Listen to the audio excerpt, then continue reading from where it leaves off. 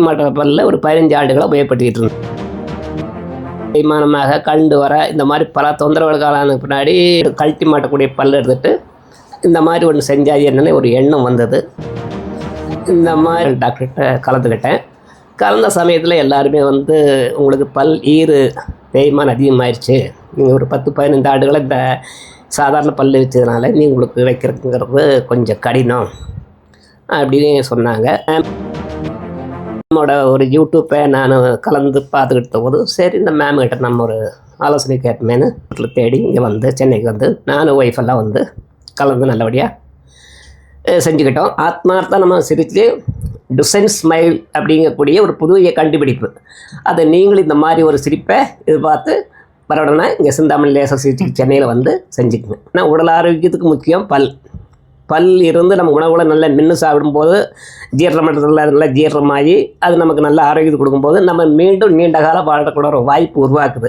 பல் இல்லைன்னா உண்மையாலுமே நான் வருத்தப்படுறேங்க. எப்படின்னா சும்மா இந்த பல்ல இல்லாதவோ சும்மா அப்படியே முழுங்கிடுறா. அதுக்கு ருசி உணர்வு ஒன்றுமே இல்லை. நம்ம ஒரு பொருள் உள்ள தள்ளுறோமா ஒழிய சும்மா நல்லா எல்லா உணவுகளையும் சாப்பிட்டு ரொம்ப சந்தோஷமாக ஹாப்பியாக எல்லா இடத்துக்கும் போயிட்டு 4 பேரோட சந்தோஷமாக பேசி சிரிச்சு மழுந்து. நம்ம கூட மாரிமுத்து சார் இருக்காரு. அவரோட வயசு பார்த்தீங்கன்னா 70 வயசு ஆகுது. பார்த்தீங்கன்னா சர்ஜரியிலேயே அவர் வந்து அவ்வளோ சந்தோஷமா அவ்வளோ தைரியமா நல்லா சிரிச்சுக்கிட்டே இருந்தார். ட்ரீட்மெண்ட்டு முடிஞ்சிடுச்சு. ஸோ சாரோட அனுபவத்தை நம்மகிட்ட ஷேர் பண்ண நினைக்கிறாரு. வாங்க பார்க்கலாம். ஐயா சொல்லுங்க ஐயா. சொந்த ஊர் திருப்பூர். நான் இந்த பல் சம்மந்தமாக ஒரு 6 மாத காலமாக நான் திருப்பூரில் பெரிய பெரிய டாக்டர்கிட்ட எல்லாம் கலந்துக்கிட்டு இந்த இம்ப்ளான்ட்டுங்கிறத பற்றி எனக்கு தெரியாது. அப்போ இந்த இம்ப்ளான்ட்டுங்கிறது என்னங்கிறத பற்றி நான் யூடியூப்பில் தெரிஞ்சுக்கிட்டேன். அனுபவம் என்ன எப்படிங்கிறத தெரிஞ்சுக்கிட்டேன். அதுக்கு பின்னாடி நம்ம இந்த எடுக்கிற கழட்டி மாட்டக்கூடிய பல் எடுத்துகிட்டு இந்த மாதிரி ஒன்று செஞ்சாது என்னன்னு ஒரு எண்ணம் வந்தது. அந்த எண்ணத்துக்கு பின்னாடி நான் ஒரு பெரிய டாக்டர்கள் திருப்பூரில் ஒரு 6-7 டாக்டர்கிட்ட கலந்துக்கிட்டேன். கலந்த சமயத்தில் எல்லாருமே வந்து உங்களுக்கு பல் தேய்மானம் அதிகமாகிடுச்சு, நீங்கள் ஒரு 10-15 ஆண்டுகளை இந்த சாதாரண பல் வச்சதுனால நீ உங்களுக்கு வைக்கிறதுங்கிறது கொஞ்சம் கடினம் அப்படின்னு சொன்னாங்க. அதுக்கு பின்னாடி என்ன செய்கிறதுங்கிற ஆலோசனை இருக்கும்போது இந்த மேமோட ஒரு யூடியூப்பை நான் கலந்து பார்த்துக்கிட்ட போது சரி இந்த மேம்கிட்ட நம்ம ஒரு ஆலோசனை கேட்போமேனு கலந்துக்கிட்டேன். அந்த கலந்த சமயத்தில் சரி நீங்கள் எக்ஸ்ரே எடுத்துருக்குன்னு சொன்ன அனுப்புங்க, பார்த்துட்டு கொடுக்குறோம் நல்ல இதை தர்றோம் நாங்கள். அதுக்கு பின்னாடி நான் திருப்பூரில் தான் எங்களுக்கு அனுப்பி கொடுத்தேன் என்னுடைய எக்ஸ்ரே எடுத்ததெல்லாம். அப்போ அதை பார்த்துட்டு அவங்க பரவாயில்லைங்க வாங்க உங்களுக்கு செஞ்சுக்கலாம் அப்படின்னு சொன்னாங்க. அதுக்கு பின்னால் இந்த ஹாஸ்பிட்டலில் தேடி இங்கே வந்து சென்னைக்கு வந்து நானும் ஒய்ஃபெல்லாம் வந்து கலந்து நல்லபடியாக செஞ்சுக்கிட்டோம். செஞ்சுக்கு பின்னாடி எனக்கு எந்த தொந்தரவும் இல்லை. இப்போ நல்லா இருக்குது. இப்போ கழட்டி மாட்டுற பல்ல ஒரு 15 ஆண்டுகளாக உபயோகப்படுத்திக்கிட்டு இருந்தேன். ஆரம்ப காலத்தில் வச்ச செட்டு ஒரு 3-4 செட்டு வச்சு மாற்றிட்டேன். ஆரம்ப காலத்தில் வச்ச பல் செட்டு கொஞ்சம் நல்லா இருந்தது. அப்புறம் வர அந்த பல் தேய்மானமாக கண்டு வர இந்த மாதிரி பல தொந்தரவுகளுக்கான பின்னாடி அதையே வச்சு நான் உபயோகப்படுத்திகிட்டு இருந்தேன். அப்போ இந்த இம்ப்ளான்ட்னா என்னங்கிறத பற்றி எனக்கு தெரியாது. ஆனால் சொல்லுவாங்க பல் இம்ப்ளான்ட் பண்ணுறாங்க அப்படிங்கிறதெல்லாம் சொல்லுவாங்க. நான் ஒரு பெரிய இன்ட்ரெஸ்ட் எடுத்துக்கல.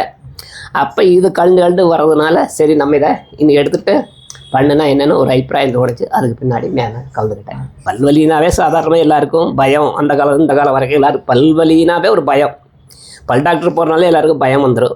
அந்த பயம் எல்லாருக்கும் என்னை உள்பட என் மனைவிக்கு எல்லாருக்குமே இருந்தது.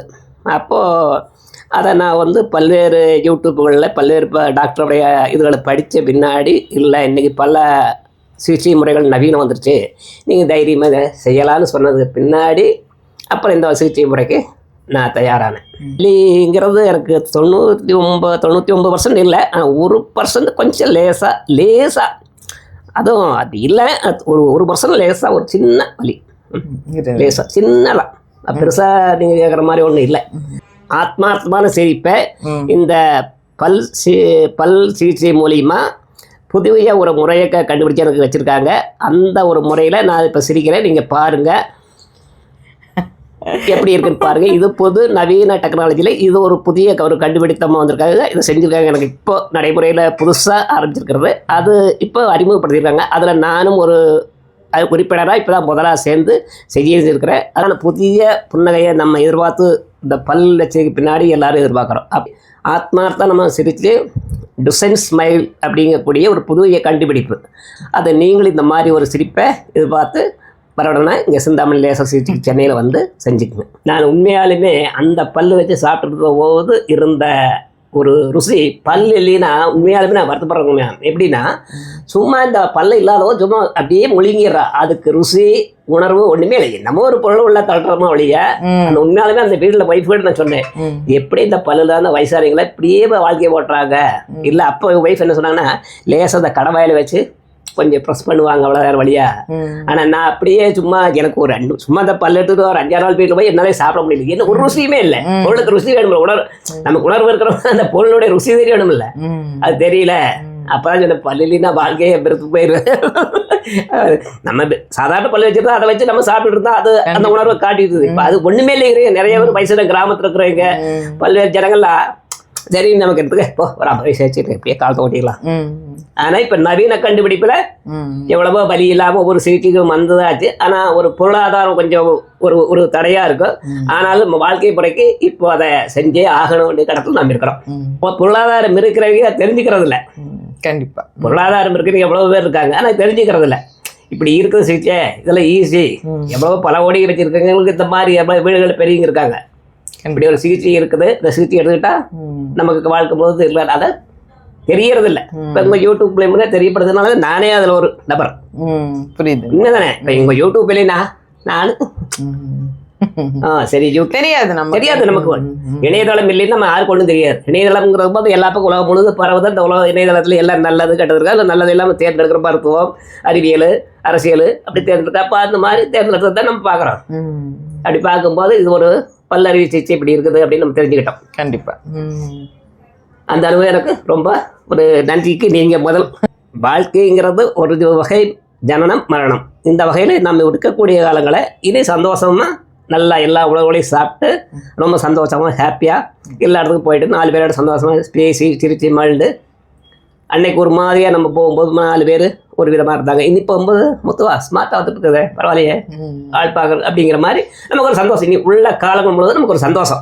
இது எனக்கு ஒரு செலவல்ல, முதலீடுன்னு நினைக்கிறேன்னா உடல் ஆரோக்கியத்துக்கு முக்கியம் பல் இருந்து நம்ம உணவுகளை நல்லா மென்று சாப்பிடும்போது ஜீரண மட்டத்தில் நல்லா ஜீரணமாகி அது நமக்கு நல்ல ஆரோக்கியத்தை கொடுக்கும்போது நம்ம மீண்டும் நீண்ட காலம் வாழக்கூட ஒரு வாய்ப்பு உருவாக்குது. அதனால் தாராளமாக இதை நான் ஒரு முதலீடாக நினைக்கிறேன். மேம் கலந்துக்கலாங்கிறதுக்காக மேம் பார்த்து என்னுடைய நன்றியை தெரிவிச்சதுக்காக நான் வந்திருக்கிறேன். சிறப்பாக கொண்டு போகிறீங்க. இனி இதுல இருந்து சிறப்பாக மேலும் மேலும் வளர என்னுடைய மனப்பூர்வமான நன்றிகள். கண்டிப்பாப்பா, ரொம்ப நன்றி. நன்றிப்பா, ரொம்ப நன்றி.